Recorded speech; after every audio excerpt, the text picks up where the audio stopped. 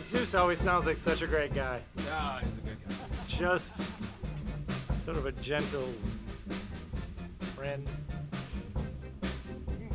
Speaking of friendship, ladies and gentlemen, I live by a simple philosophy that all people on Earth are one single connected community.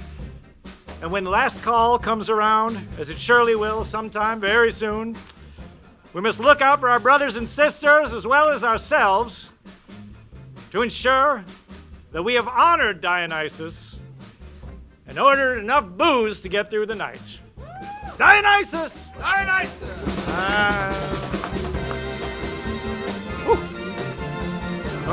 Here you go. Also, don't forget to tip your wait staff handsomely. Bacchus would have it that way. All right, the evening's debate is upon us, ladies and gentlemen. Now, I was once told by a cookie that my fortune in life is all things in moderation. And never is that more true than we welcome to the stage our wonderful Dionysium debate moderatrix, Ms. Rowan Halliday. Woo!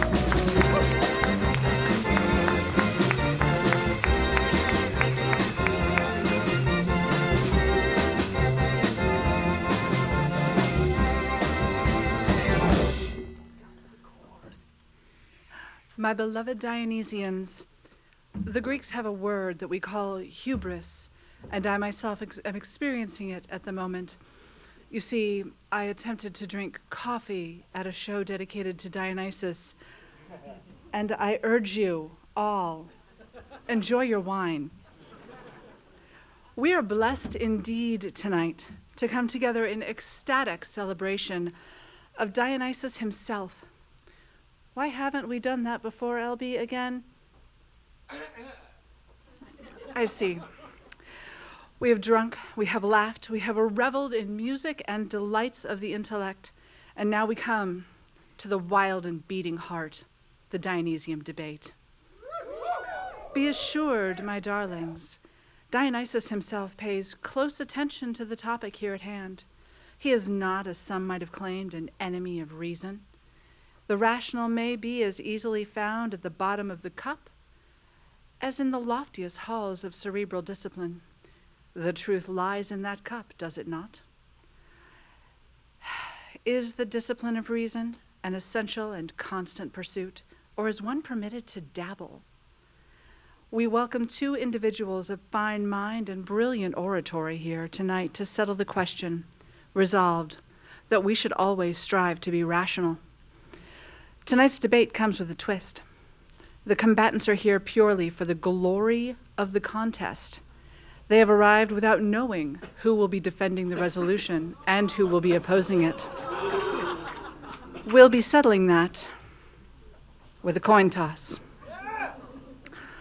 Our first debater, alphabetically, is an engineer, programmer, maker, teacher, artist, musician, and the chief inventor at Delptronics. Please welcome to the stage, Mr. Mickey Delp.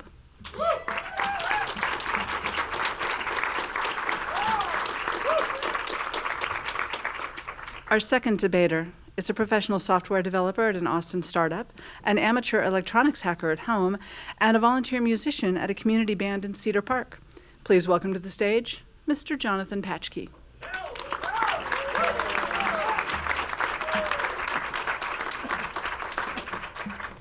Gentlemen, please take your seats. I'm just going to let you sit either side. We have rules, but I'm fickle and capricious. I am the first Maynard. So, a bit about the format. You'll each have 3 minutes for your opening statements. I noticed that Mr. Patschke is sitting in the dark. That won't affect your arguments, will it? I will bring my own illumination. Well done. You'll each have 3 minutes for your opening statements, followed by 3 minutes for a rebuttal. We will then enter the interrogatory period, or as I like to call it, but I'm not allowed, the battle royale. You will have the opportunity to each ask one another a question. You'll have 1 minute to answer, and then we'll open it up to the floor, who will proceed to interrogate you both with wild abandon. We'll have rules on the questions later. After that, you will each have 3 minutes for a closing statement, beginning with our affirmative debater, whomever he may be. Beginning with our opposing debater, whomever he may be, so that our affirmative debater will close the debate. Mind your time limits, because I will, with the proper beverage, signal any displeasure. Should you hear that noise, please wrap up your thought and finish. I will begin to approach the stage. Do not, I beg you, allow me to reach the stage. Just remember, Maynard. Not to begin with. I don't start with the dismemberment. Mostly there's just some glaring, and usually they acquiesce. So there's to be no ad hominem attacks, no hitting below the belt, no cheap shots, and you will, of course, address all of your statements to me, your moderatrix. And so, hoping that I can still toss a coin, which I haven't done in a bit, we will begin. If it is heads, Mr. Delp will defend the resolution. If it is tails, Mr. Patschke. Ha, I got it. Heads, Mr. Delp, as our affirmative debater, please begin.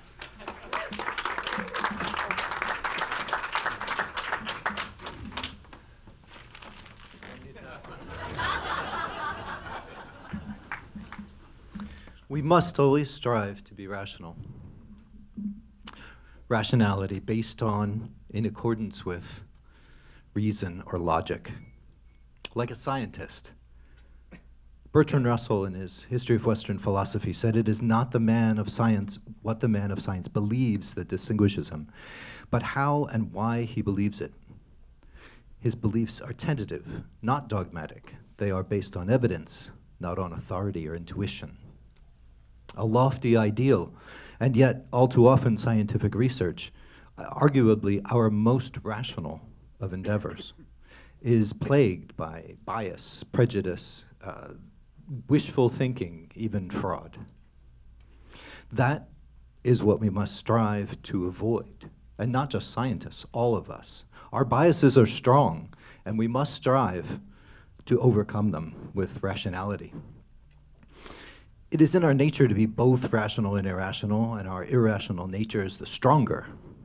It will tell us to ignore problems, to do what we want to, not what we know we need to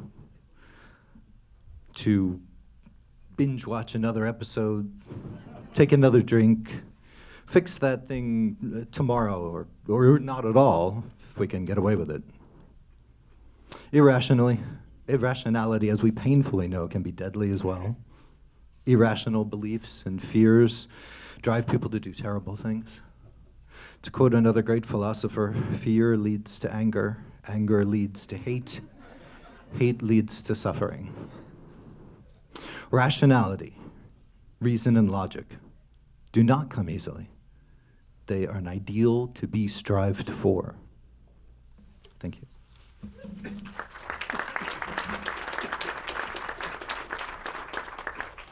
Mr. Patschke, and may I prevail upon you to hand me my wine?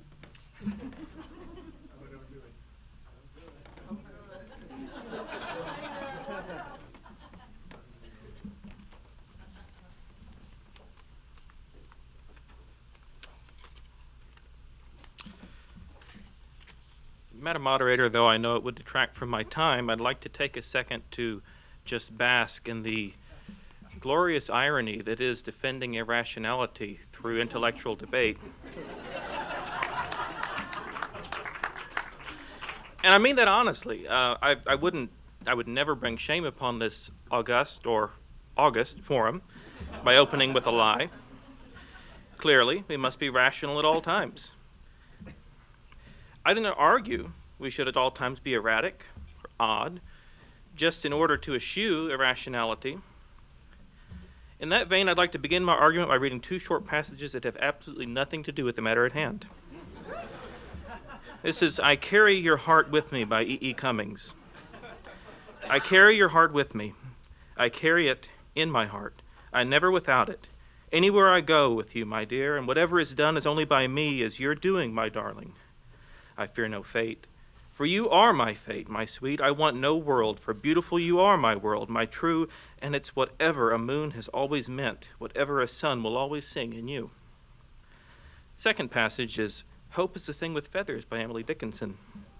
Hope is the thing with feathers that perches in the soul, that sings the tune without words and never stops at all. And the sweetest in the gale is heard, and sore must be the storm that could abash the little bird that kept so many so warm. I heard it in the chillest land and the strangest sea, yet never in eternity it asked a crumb of me. Did you enjoy either of those passages? Is the world better because of the writings of Cummings or Dickinson? What is the rational purpose that they serve? They decorate our language with an emotional aesthetic. They improve our lives past the end of their own because they chose in a beautiful moment to chase emotion rather than rationality. That's not to say that evil is not within the realm of irrationality, or that irrationality is the sole province of evil. Ethnic cleansing is often taken with a rational argument. The Chinese Cultural Revolution killed 2 million people trying to drive irrationality and self-centeredness and wasteful Western thought from the Chinese people. Madam Moderatrix, we cannot avoid evil by striving to always be rational, but we can drive a lot of good out of the world by doing so, and a lot of the beauty.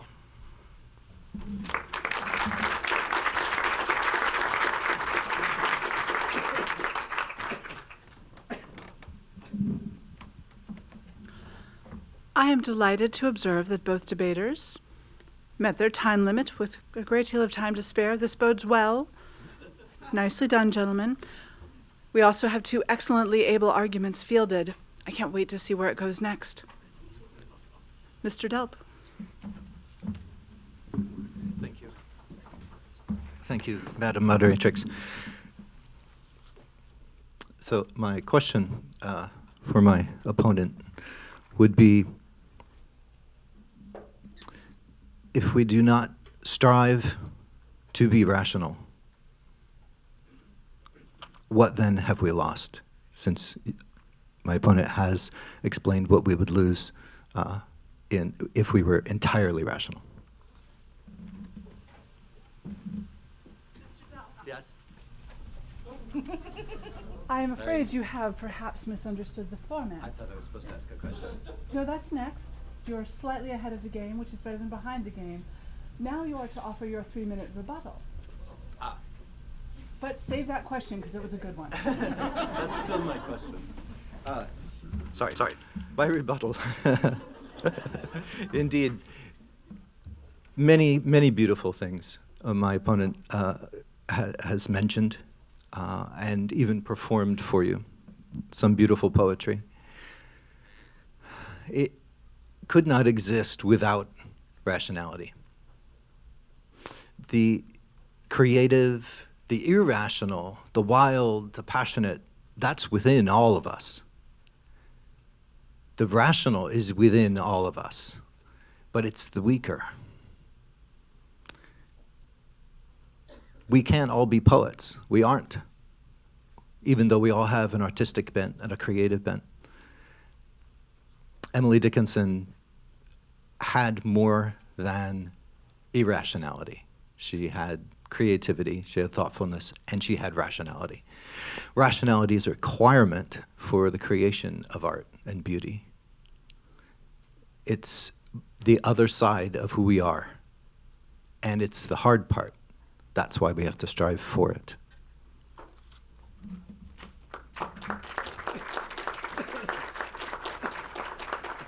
Your rebuttal, Mr. Patschke. You need not begin with a question. We haven't started that as a trend. Okay, great.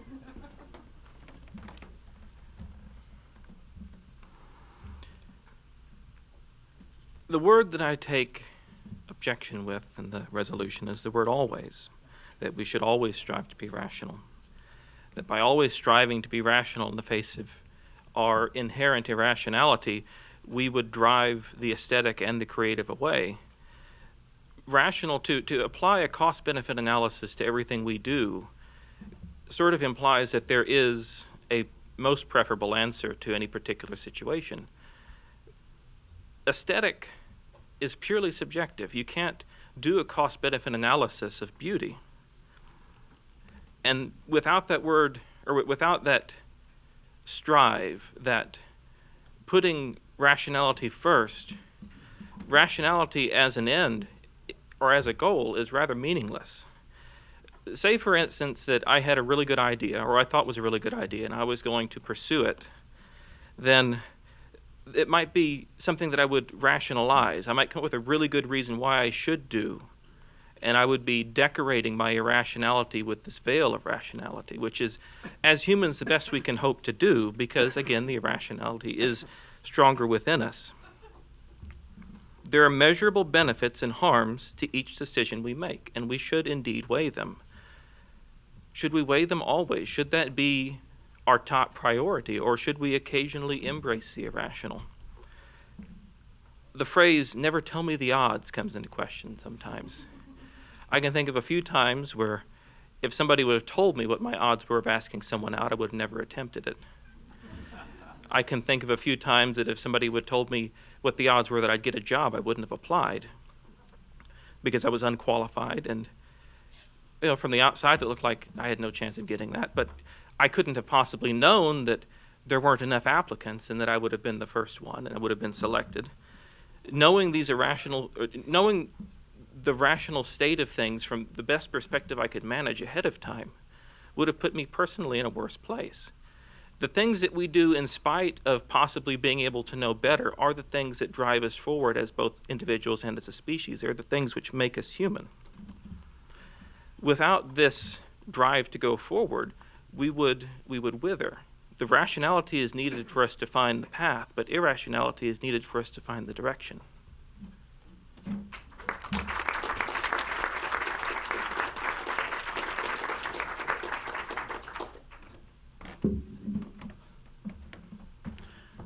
Now we have reached the point for questions. It was a very good question. Would you like to ask it again? Yes. You may begin, sir. Thank you. One word. Given my earlier experience with hubris, I'm not going to attempt the stairs in between every question, so I will be stepping back and forth between you gentlemen. I'll paraphrase and try to simplify my question from my earlier rambling. But please elaborate on how any of the creative endeavors that you mentioned would be possible without striving to be rational. Mr. Patschke? Impressionism versus realism. What is the proper color to use as a backdrop in a painting that takes place indoors?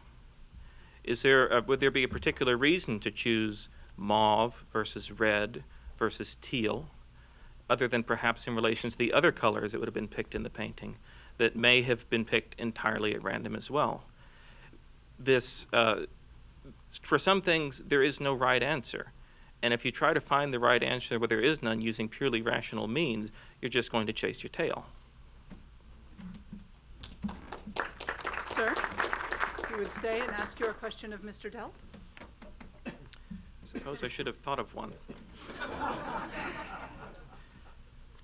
You've been here before, Mr. Patschke. I have.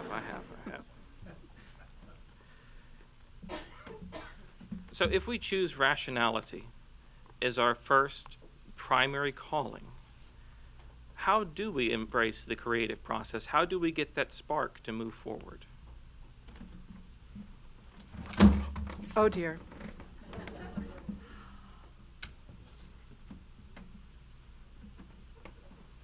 Fixed it.